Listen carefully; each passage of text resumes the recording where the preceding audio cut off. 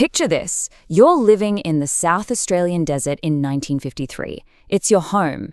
And then one day, out of nowhere, the ground trembles. A terrifying, silent flash of light washes over the entire horizon. And a little while later, this strange black fog starts creeping towards you, rolling across the land. It's quiet, unnatural, and deadly. For a young Aṉangu man named Yami Lester, this wasn't some bad dream. This was real. He remembers that right after the mist rolled through, his family got sick, violently sick, vomiting, painful rashes bubbling up on their skin, their eyesight failing. And for some of them, it was fatal.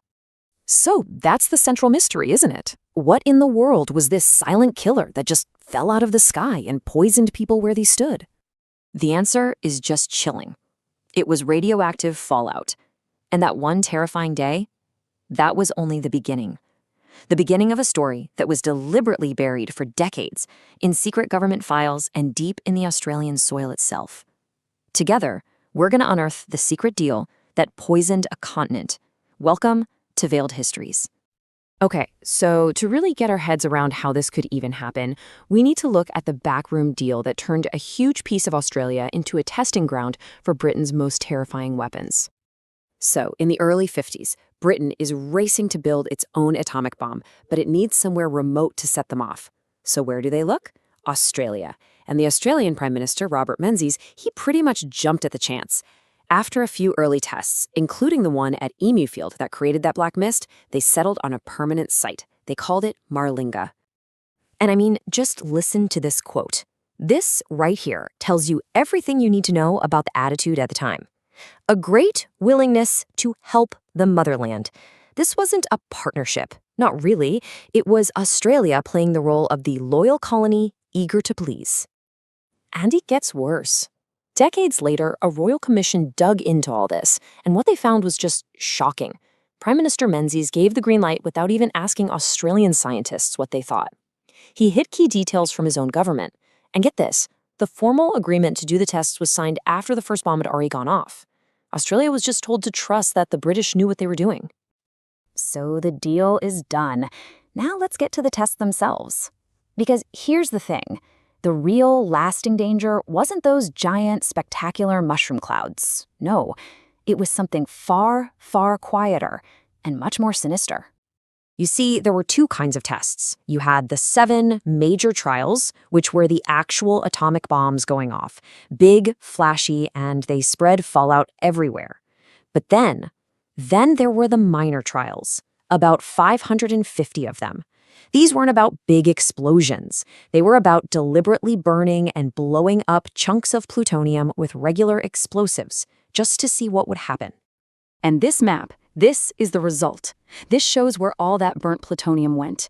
It was shot into the air in these jets of molten radioactive metal, and the wind just picked it up and dusted it across the land in these long, invisible, poisonous plumes. All told, about 22 kilograms of one of the most toxic substances on Earth, plutonium-239, was scattered across Maralinga. Now, 22 kilos might not sound like much, but to put that into perspective, just inhaling a single microscopic speck of this stuff can be lethal. And then there's this number, 24,100 years. That's the half-life of plutonium-239. That means in over 24,000 years from now, this land will still be half as radioactive as it is today. This wasn't a temporary problem. This was a permanent poisoning of the Earth. So what do you do with a problem that lasts for 24,000 years? Well, the first attempt wasn't a cleanup. It was a cover-up. And it just made everything so much worse. Just look at the difference here. The first British cleanup, called Operation Brumby, was a total sham. All they did was take the contaminated topsoil and just plow it back into the ground, spreading it around. Decades later, a real cleanup had to be done, costing over 100 million Australian dollars just to scrape up that same soil and bury it in massive concrete-lined pits.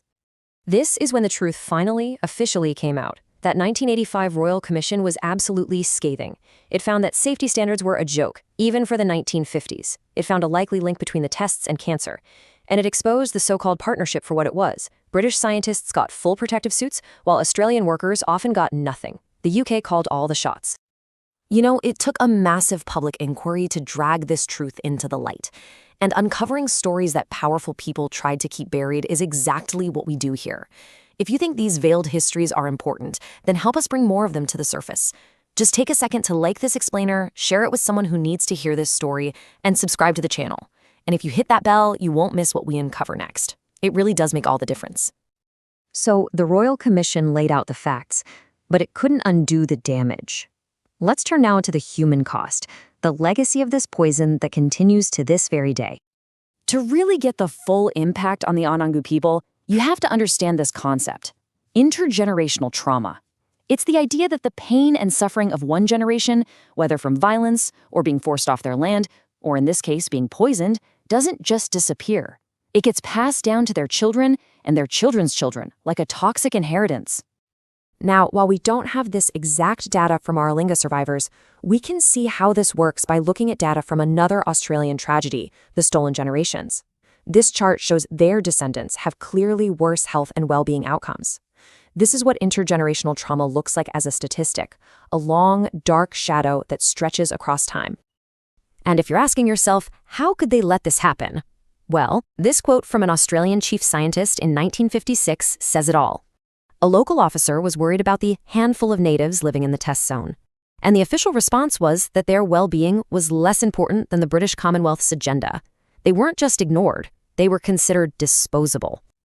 In 1994, the Australian government paid this much in compensation to the Maralinga people. It's something, I guess, but really, how can you put a price tag on land that's been poisoned for millennia, on generations of trauma? And that's the bottom line. Even after that $100 million cleanup, an area of 120 square kilometers is still so contaminated that nobody can live there. It's a permanent sacrifice zone. Which brings us to our final lingering question. The poison in the ground of Maralinga will outlast every government, every country, every person involved in putting it there. It forces us to ask a really difficult question. What does justice even look like for a wound measured in thousands of years? Can a wound that lasts 24,000 years ever truly heal?